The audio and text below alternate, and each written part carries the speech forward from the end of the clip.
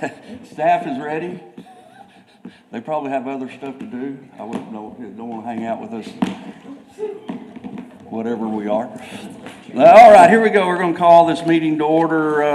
Let's see, get my paperwork in front of me. Hello, everyone, and this is the City of San Angelo, Texas Zoning Board of Adjustment for Monday, June 2nd, 2025, and it is 1:36 p.m. in the afternoon. We're going to call the meeting to order and establish if we have a quorum, which we do, I believe. 5 of us today.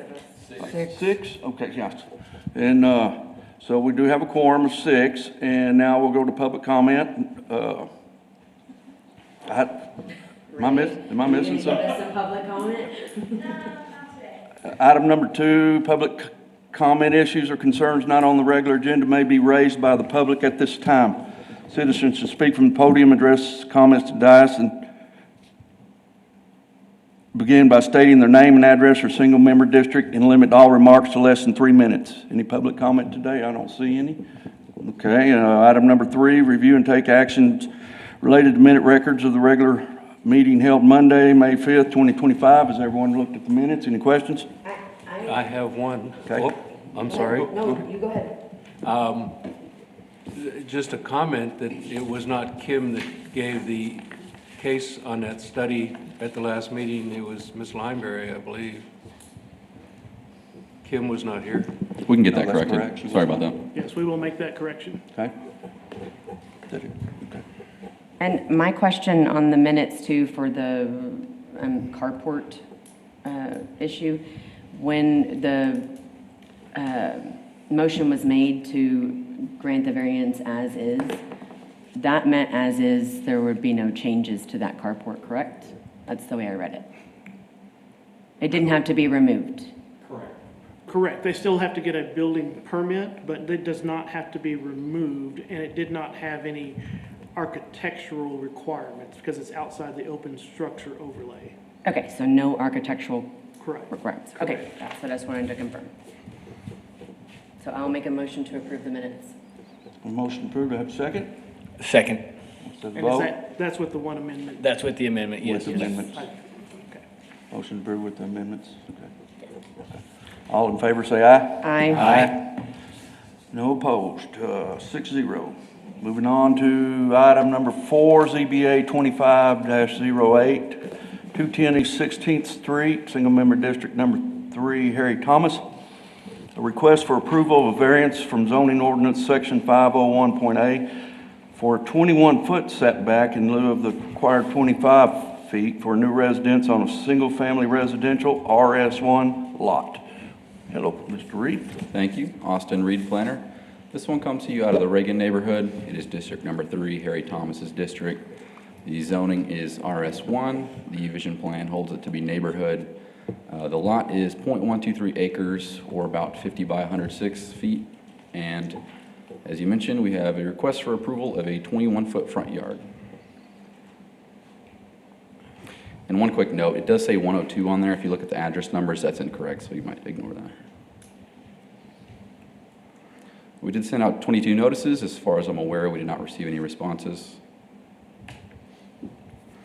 So under our staff analysis, the variance is for the construction of a new single-family home.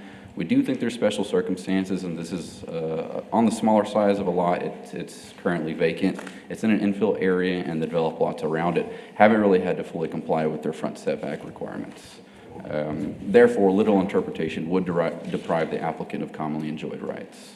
Also, we think granting the variance is in the public interest because it helps promote the infill of a vacant residential property. So all in all, we were able to find that the necessary criteria for granting a variance can be met. Here's a picture of the property. Probably doesn't add a whole lot, but it's going to be along the right side there within that fenced-in area. And then here's a site plan as well if it helps anyone. You can see we do still have the 20 feet in the rear. We have 6 feet on each side, and then we actually have 21.5 feet in the front. With that, we are recommending approval. Do you have any questions? Why do they need the 21? We'll go back to the plot. Because of the size of the lot. So how deep is 106? It's 106. Our minimum is They need 100. 20 feet on the backyard, right, to the Yes. And they're having to take off that 6 20 feet. feet. I on see each it, I see side it, yeah. To accommodate up there. They originally applied for a rear setback variance, but we recommended to them a front setback variance because it was more appropriate. It fits in with the neighborhood better. And it puts it pretty much in line with the other houses on the block. Yes, it would actually be the furthest back on the block face. I drove by there and I the other ones really close. Right, yeah. On that same side, it's 20 feet and 15 feet, and then across the street, there's a couple that are like 20 feet, so. Okay. Kind of a weird split. Does the same guy own up to the corner? No, actually, I think it's It's maybe different. sold I was separately. just curious. It's just a weird split of a lot. Well, they did make, it was all one lot, and about 2 years ago, they subdivided into 3 lots.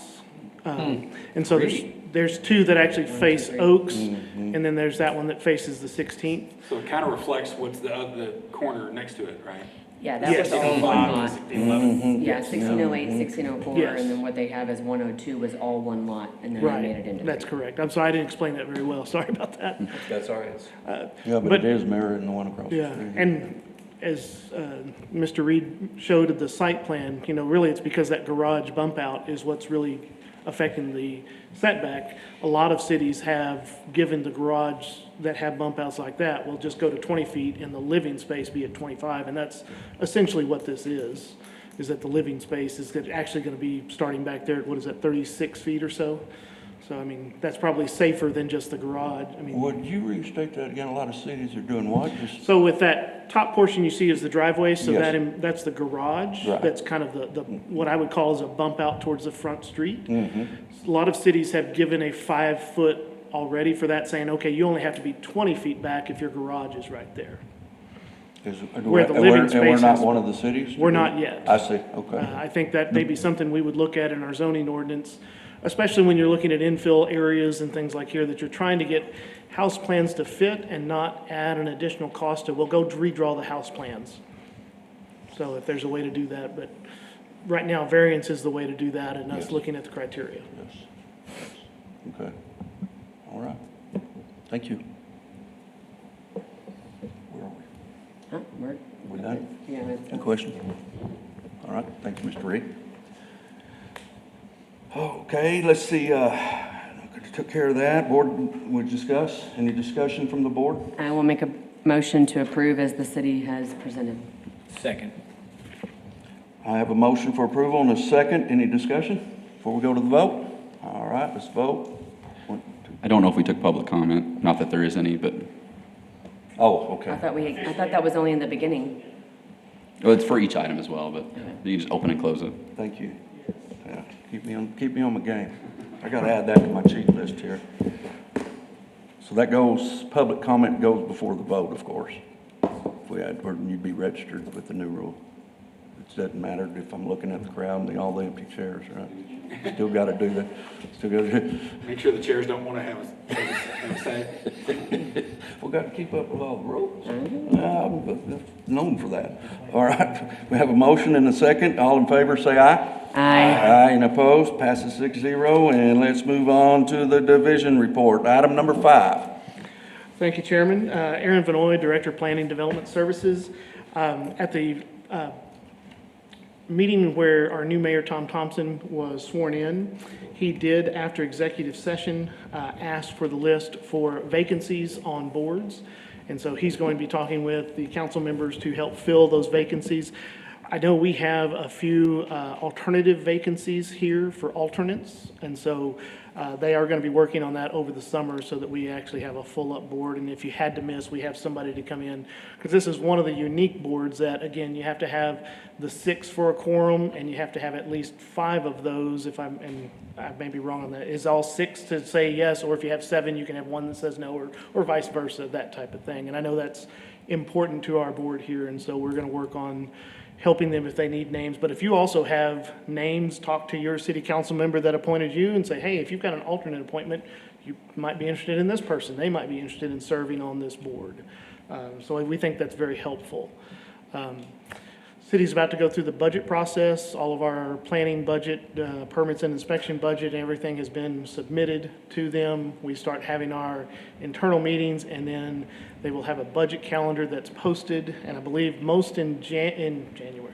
July is when most of the public meetings will get started, and then, of course, they have to get that adopted before October 1 before our new fiscal year starts. So if you're interested in that, we'll make sure that our staff sends that calendar out to the board members. If you're interested, it's a public meeting, you're welcome to go.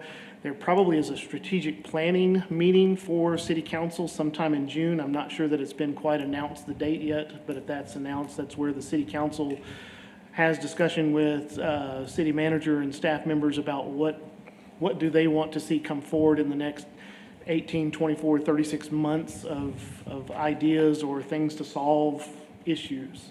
I think planning has an opportunity to talk about the comprehensive plan at the budget meetings and through the strategic thing, and I think that's our first step to getting our comprehensive plan set for when we have additional growth, particularly towards our interstate area or areas that we're looking to annex into, as well as how does our zoning ordinance really impact our day-to-day things that are happening.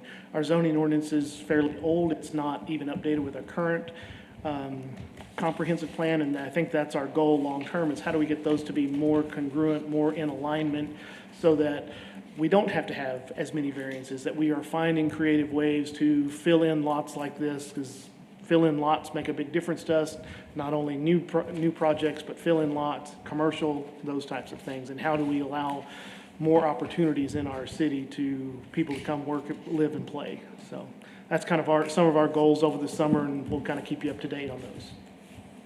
I did read in that the state is looking at smaller lot sizes for bigger cities. And it's not gonna apply to San Angelo though, right? Currently, that is not the way the law is written. It's got a population cap, and so we're under that population cap. And so it would not be a mandate to us as a mandated thing that you must allow, and I don't remember what size lots they were. I think we've had some internal discussions of, is that an option for neighborhoods, certain neighborhoods in our community, that if the developer builder wanted to do smaller lots, we don't have it in our zoning ordinance as an option. And so do we add it over time as an option, but not as a mandate of, well, you must do 20 of them this size and 10 of them this size, those types of things. It would be how we have RS1, RS2, and RS3. We could add an RS4 or an RS5 that gave some more flexibility. I think that needs to be vetted through the development task force and talk to our local team of developers, builders, and see what works. Put it out to our citizens to see what works in their areas, as opposed to just us coming and saying, well, we think this is a great idea. Well, it may fall flat. So we want to make sure that we're talking with the community and listening from the community if we bring anything like that forward. We are watching the legislature because there are a number of items that could impact development just in general. And so we just keep an eye on those to see if we're going to have to change process or ordinance or something like that along the way. Okay. This is all based on affordability. Correct. And I think affordability is always challenging. When you really look at it, there are certain things that cities can do to affect affordability, and then a lot of things there's not. Obviously, if you're looking like these 3 lots on infill, hopefully your water, sewer, streets are there. It's probably small enough that it doesn't trigger drainage. So now it's, all right, well, that's, what other costs are there other than labor, which is very high, materials, which can be very high or volatile? I mean, those are the things that come into play at that point. So, Very challenging. very challenging. Because the goal is, and I don't know that any city in America will get back there, is how do you get houses that are between 150 and 225 that new young I know. How do you do that? Because that's what people can afford, and that's what they can get a loan for right now, but there's nothing out there. How about an RV on the lot, right? Yeah. And so I think all cities are going to be pressed to, how do you figure this out? Now, some thinks it's smaller lot sizes, which means more density, but that may still not make it affordable enough. We don't know until we really get some good numbers. Now, and this is just, I'm gonna illustrate my ignorance. When we were looking at here, the lot had been broken up. Do we have an idea in San Angelo how many of those exist and where they are? Is it predominantly one area? Is it kind of scattered? Are there not enough to worry about? I don't know. I think we have 4 areas or 5 areas that we've identified as infill areas, and we can bring some maps on that. It is a significant part of town. I would say anything that, and Gary, you may help me with this, but anything probably from, I'm going to say the 1980s coming forward, you don't have as many of those odd-shaped lots around. But previous to that, there were probably quite a few, and sometimes people would buy 3 or 4, sometimes they'd buy 2, and then over time, as the properties get passed on to the next generation, well, I'll split this off, or I'll do this. The idea about infill is that all that infrastructure is there, so you're not having to pay that as a builder developer to put that in and essentially give that to the city. So in this lot, that corner became 3 lots. Yes. Do we have 3 sewer hookups and 3 water hookups? I know that we have the mains there. They will probably have to pay for the taps. Okay. Now, the infill program, since that is in an infill area, they're eligible for funding for each house that they create, up to 8 houses. And so that money could be used to pay for those taps or Okay. something like that. The answer though would be, there's probably not 3 taps there. Probably not, because Not big, like probably when that it was one. originally put in, those taps probably weren't originally put underground, and so now you gotta get under there and get Yeah, them. I would imagine that was owned by a neighbor. And they Yeah. ended up selling it off and just had it as extra. Yeah. And they'll Yeah. just have to tap in, because there's no alley access or Right. anything like that. And the difference in the setbacks was probably before the Yeah. zoning. 100%. Yeah. Yeah, well, the house next to it had to have been built probably in the 40s. Oh, I'm sure, Yeah. Yeah. I'm sure. And it's right by a school, and I would think that's ideal for some folks, but you just never know. Well, let me ask you this, in the infrastructure, that infrastructure is just as old as those houses. There is So what if that, you get into it and the infrastructure, the main is worn out? What do you do? What happens? well, that would be a question for our operations team on what they can repair, fix, or do they have to replace it? Is it within the capital improvement program, which is part of our strategic, our Sure. comprehensive plan of here's where we think we're growing?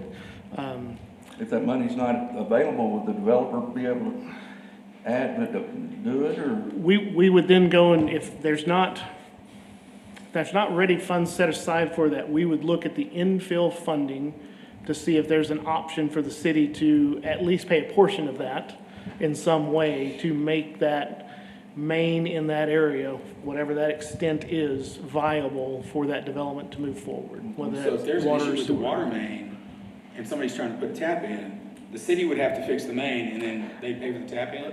Usually that's the way it works. That little piece right in front of that house, not the whole thing in front of the 3 houses that we know are just as bad as the one in front of the new construction? Usually that's the way it works because it's so expensive to even replace a block of infrastructure underground. It can be very costly without going through the CIP program. And they would have to evaluate their funding, and we may have to do a couple of different funding options to make it happen. But the city is certainly committed to trying to make it work for creating those infill housing that we need. So if the money's not there, the deal's over, Well, I guess that's where I was going with it. yeah, I think that's for every, yeah, I mean, there's always that potential. Unless the person of the lot puts in X amount of dollars or 50 feet of frontage. Correct. Now, we're anticipating that won't happen, and I think they're anticipating that won't happen, but there's always a chance Yeah. that when they get in there. But that's why they have licensed installers that do the taps, and hopefully they know how to, I think some of our more challenging lines are the cast iron. Yeah, I'm licensed, I carry a lot of duct tape. There you go. Just keep wrapping until it stops leaking. Extra barbed wire. Yes, sir. Whatever it takes someday. Make it work, yeah. I'm with you. Gorilla glue? Thank you, Eric. I'm not a licensed contractor. But I do carry duct tape. All right, let's see, where are we? Next meeting. Next meeting, item number 6. Sorry, I'm hot. The next regular meeting of the zoning board of adjustments is scheduled to begin at 1:30 PM on Monday, July 7th, 2025, in the City Hall East Mezzanine Meeting Room. Do we have anything coming up that we know of right now? The deadline for applications is this Friday. Right now, we have none, I believe, but we have until Friday. Friday, okay, thank you. That is the Monday after the 4th of July. I know. From this group that's here, does anybody have any known conflicts that would conflict with that day. And we would need to maybe move the date, just because this board, you have to have so many folks sitting here to actually hold the meeting. I'm good. I mean, And looking, hold on. Gary celebrates that day every day, right? well, I was sitting there thinking, well, I might be in jail in Cunha, but, you know, We primed the pump while ago. So in that case, yes, I will show up so we can make sure we have a quorum. Thank you, guys. But if you do run into something between now and then, just let Austin or myself or even Ray know, and we'll be happy to see if we can work something out with getting the team together. sounds good. Thank you. All right. Yeah. Item number 7, adjournment. Do I have a motion to adjourn? I will make a motion to adjourn. Second? We have a I'll make a second. All right, all in favor, say aye. Aye. Aye. Thank you very much. Good meeting. That was a 20-minute meeting. Y'all have a good 4th. I know, you're gonna, I was like, don't jinx us. Don't jinx us.